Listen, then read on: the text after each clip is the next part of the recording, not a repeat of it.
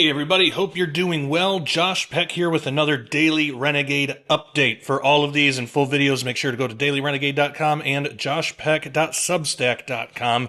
And all the information is on the banner up there and links below. All right, so news story coming out from New York Post. UFO tracker shows thousands of eerie underwater objects lurking along U.S. coasts. This makes us wonder just what is going on today. We see these stories really consistently. It's all over the place, but it says the truth is under there. A popular UFO reporting app, apparently there's a UFO reporting app now, has recorded thousands of sightings of unidentified submersible objects. So these are USOs. These are, UFOs basically under the water. Or UAPs, I guess, what they're called now, but near U.S. waterways, phenomena which high-ranking U.S. Navy officials warn could pose a threat to national security. We got some pictures here that we can look at. This one says, a video accompanying one of the reports sent to UFO logging app Enigma, that's what the app is called, showed mysterious green lights moving beneath the surface of the ocean. There's another one here that says, Pentagon reviewed footage has documented instances of unidentified craft diving into or emerging from the water without damaging the vessel or even making a splash, prompting alarm from some officials. And then this last one here, it says thousands of reports of unidentified submersible objects, or USOs, the aquatic equivalent of a UFO, have been logged along U.S. shorelines in recent years. And that shows the instances along the coast. So these things are ramping up. Now, many of you that follow what we do at Daily Renegade, you'll know that I don't consider these things to be alien at all. I think these are most likely fallen angels or demonic in nature, but that doesn't mean that they can't have physicality. A lot of times we tend to think of spiritual and physical as two opposite things, and they are opposite, but that doesn't mean that one can't integrate with the other. So for example, we have a physical body, but we also have a spirit in us. We have a spiritual side to us.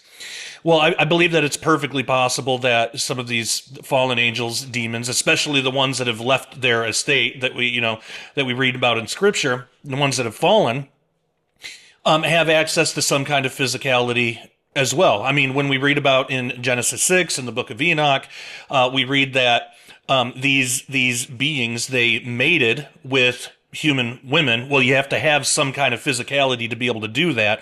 And they were even so successful that they were able to produce a hybrid known as the Nephilim, the giants.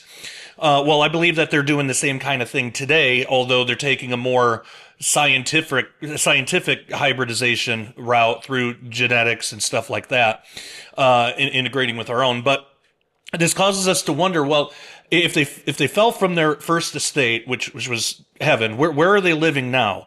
Well, we have dominion over basically the surface world.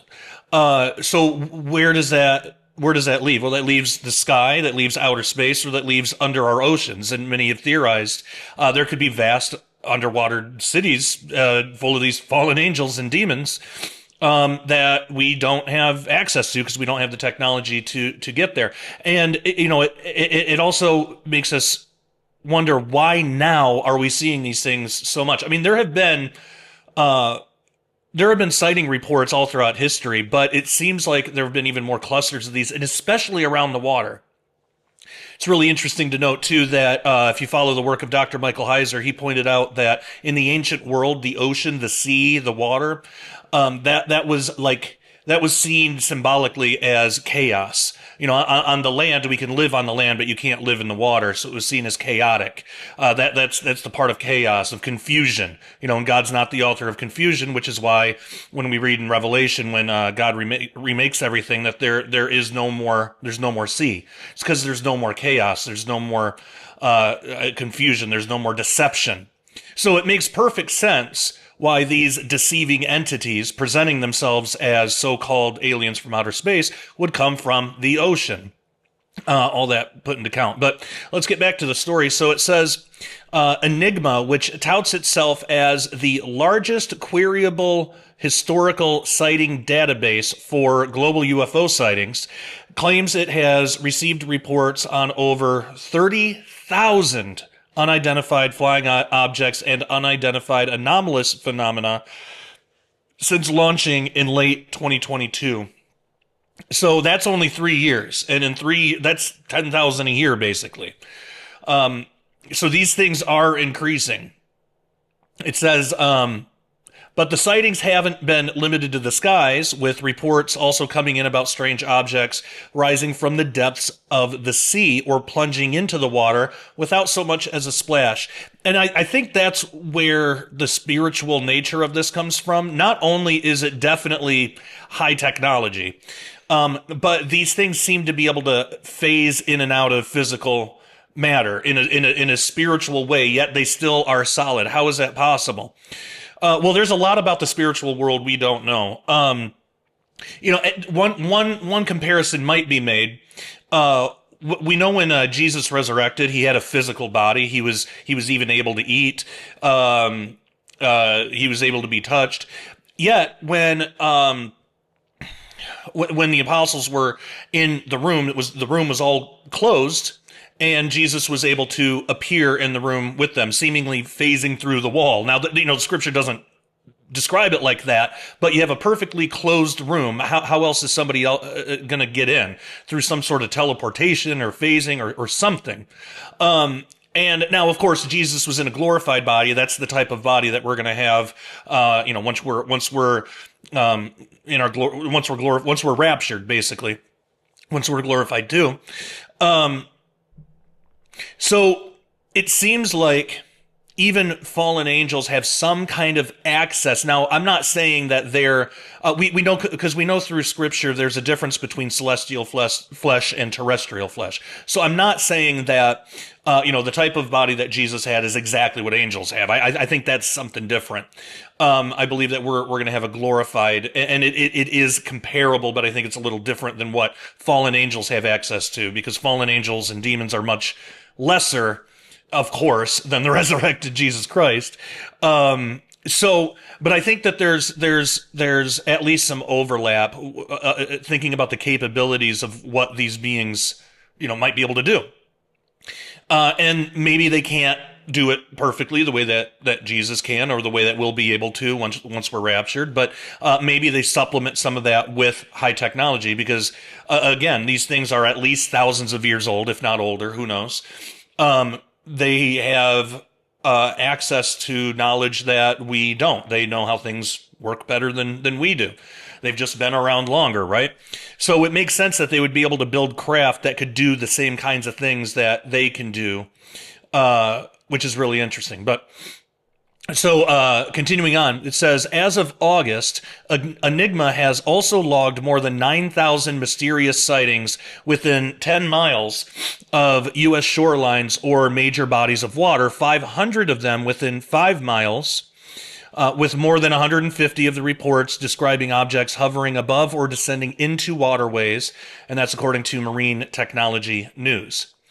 Now, this is interesting, and it says the U.S. states with the most reported USO sightings were California at 389 and Florida at 306, both among the top 3 U.S. states with the most ocean coastline. Okay, so that makes sense. One of the most bizarre reports includes phone camera video of unexplained green lights traveling beneath the surface of the ocean. And I don't think any of this is done accidentally. It makes me wonder, why are they choosing to be seen now? Because you didn't really hear much about this 50 years ago, really even 10 or 20 years ago, a little bit. But I remember when I was first starting out in ministry, and one of the first things that I wrote about, trying to remember which book, this might have been, I believe this was Cherubim Chariots, which if you're interested, you can check that out at prophecywatchers.com. But I talked about this new phenomenon that was being talked about. And again, this was a little over 10 years ago, about UFOs under the water. It was known, but it wasn't super well known back then. Now it's all over the place. It's really exploded in sightings and popularity, and It seems like people see them more in the water than they do even the skies anymore. So it makes me wonder, well, what is the increase all about? Why are they allowing themselves to be seen? Because they certainly can be invisible if they want to. And I think that it's a sign of the times we're living in. I think it's a sign that we are hurtling towards the last days. I believe we're in the last of the last days now, but we're hurtling towards that final time where we're going to be called up, and the earth is going to have to go through 7 years of tribulation at some point. And so I think the closer we get to that, the closer that the restrainer is to being removed. Which is, in my opinion, is a description of the rapture. I believe that restraining force that has restrained the kingdom of darkness in what it can do is loosening. That grip is loosening a little bit as it draws closer to the time where it'll be removed completely, and us with it. So the more time goes on and the longer we're here and the closer we get to the rapture, I believe we're going to be seeing more and more and more of these things. I believe that it's sort of like more are able to slip through the cracks, if we can think about it like that. That's just my guess, but I believe that that's what's going on. So it says the app has released maps plotting out the reported sightings represented as clusters of orange dots running up and down the east and west coast. Something else too, why I think this is so prevalent is because people are really obsessed and interested in this topic. I mean, there are people that create whole religions out of it. Think about how many news reports, it's almost daily now, about the Three-Eye Atlas comet or whatever it is. And I did a video on that a couple of weeks ago that you can check out. I did a whole episode of the Sharpening Report, which is in case you're new to the channel, that's my full weekly show. And then what I'm doing here is just a quick little daily update. I want to start doing these every day. But anyway, there's so much interest in it. People are begging. There are people literally praying to these things. It's called CE5. They don't say that they're praying, but they say that they're sending basically telepathic messages to these things. It's the same thing. We have people praying to these things. They're being welcomed in, so of course we're going to see them more. And that's why this topic is so important for us Christians to be well versed in and to know about, because this is part of the culture that we live in, and we need to know how to provide an answer for these things. And the Bible does provide an answer. It's all wrapped into Genesis 6, the whole Nephilim fallen angel thing. And isn't it interesting that these beings calling themselves aliens are doing the exact same thing that they did way back right before the flood? That was actually the whole point of the flood, was to get rid of these things. But these abominations, the hybrids, the Nephilim. But isn't it interesting that once that happened, that seemed to be like direct copulation. If you take the Book of Enoch seriously, that says that the 200 watchers that committed this sin were judged severely. So isn't it interesting that now it doesn't seem to be a direct copulation as much as it seems to be more of like genetic hybridization, like test tube hybrids, stuff like that. The abductees that have claim to have seen inside these spacecraft and seen the hybridization program describe it that way. It's not direct copulation anymore. It's more of like a roundabout, like genetic altering kind of thing, and creating these hybrids again. It's a repeat of the same exact thing, just slightly different packaging. So I think that's why this is so important for us as Christians, and Bible believers, prophecy believers also to Bible prophecy believers, to really understand this subject, at least enough so that if we have a friend who's really into this, or a neighbor, or even a stranger that you happen to sit next to on a plane or something, that you at least know a little bit of what to say to at least get them thinking, to plant a seed, right? Because ultimately what we want to do is we want to lead people back to Jesus, because they're lost without Jesus. Everybody's lost without Jesus. That's the only way to the Father. It's the only way to heaven. So we want to focus on that, of course, but that comes out in these ways, these ways that people in our culture today are really interested in, such as the alien UFO phenomenon. So we're going to keep seeing stories like this. That's why I wanted to do this first update in this new format. By the way, let me know if you like this format for daily updates. I don't know right now if I'm going to be able to do them every single day, but that's the goal. I want to do that every single day. Anyway, but it says UFOs are nothing new and are often dismissed as crack pottery by much of the scientific community or relegated to the stuff of science fiction. I would disagree with that. I don't think that that's really the case anymore. I mean, there are plenty of scientists now that are totally open to the idea. I don't really hear much skepticism on this anymore. But what do you think? What's been your experience? Maybe I'm wrong, but it seems like now, a flip has happened starting a few years ago, and most scientists seem to be really open to talk about this. I think it's an outdated stigma now that this is scoffed at. It's really not anymore. It's kind of accepted. Anyway, but it says, but retired Navy Rear Admiral Tim Gallaudet warns UFOs with the ability to go from air to sea without crashing or even creating a splash could have world-changing ramifications. Yeah, of course. Quote, the fact that unidentified objects with unexplainable characteristics are entering U.S. water space and the DoD is not raising a giant red flag is a sign that the government is not sharing all it knows about all-domain anomalous phenomena. And Gallaudet wrote that in a March 2024 report. And, that brings up another possibility, too. When we read through the Book of Enoch, it says that when these beings came down, they taught men things that men didn't know before, like weapons and war and to a certain extent, technologies. Also a bunch of occultic stuff, like reading the stars and all this stuff.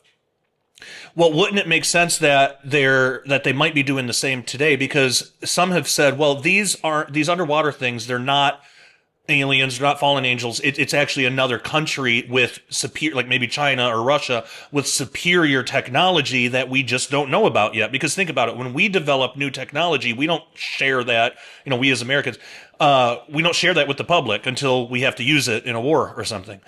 I'm sure there's plenty of technology that America has developed that we have no idea about. So is it possible that maybe these might not be fallen angels, but maybe fallen angels have influenced humankind and taught humankind in a way to develop these highly technological types of things? I mean, think about it. Isn't it funny? Isn't it strange that out of nowhere, the past 50 years, like everything changed? Like it was only like 100 years ago. We were, 150 years ago, we're still doing horse and buggies, right? And in such a short amount of time, we have this technological explosion where there's the internet and artificial intelligence and vehicles and drones and all of this stuff. We've had the materials to be able to build this for all of time. We've always had the materials to do it. We basically have the same kind of brains that people had a couple thousand years ago. If anything, our brains are worse now due to just genetic degradation and things like that. But we've had the same capabilities. We've had the same materials. Why is it that it wasn't until now that these things start getting developed, and it develops so fast we live in a totally different world than we did just 100 years ago, 50 years ago even? Why is that? And I believe it's because that restrainer aspect of it. I believe that it's because the grip is loosening. We're hurtling towards the last days, and the closer we get to the rapture, the more of these things we're going to see. The enemy is able to slip through the cracks a little easier, and the world is begging for it. That's why we as Christians need to get out there and make disciples of all nations. It says that alarm bells were raised in July 2019 when the USS Omaha recorded a UFO/UAP that vanished into the ocean without a trace after buzzing a Navy fleet off the coast of San Diego. Video of the incident was verified by the Pentagon, displaying capabilities, Gallaudet said, jeopardize U.S. maritime security, which is already weakened by our relative ignorance about the global ocean. And so, see, that makes me wonder if it is some foreign nation, or maybe it's not either, or maybe it's both and. Maybe it's both fallen angels and foreign nations, and there's some collusion there. Who knows? There's really no way to tell. But it wouldn't surprise me if these things are presenting themselves as aliens and they have some secret, you know, agreements with other nations or with us. There's really no way to know.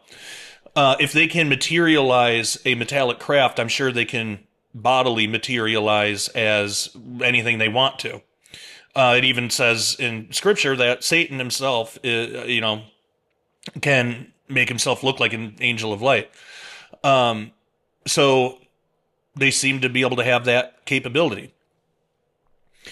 Says in his 29-page report for UFO-focused think tank, the Soul Foundation, Gallaudet said there's a documented pattern of similar phenomena being reported.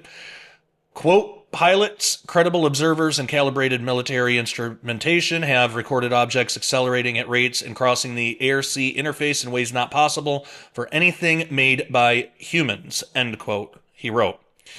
So yeah, really, really interesting stuff. I'm curious to know what you think about all this. Please leave me a comment.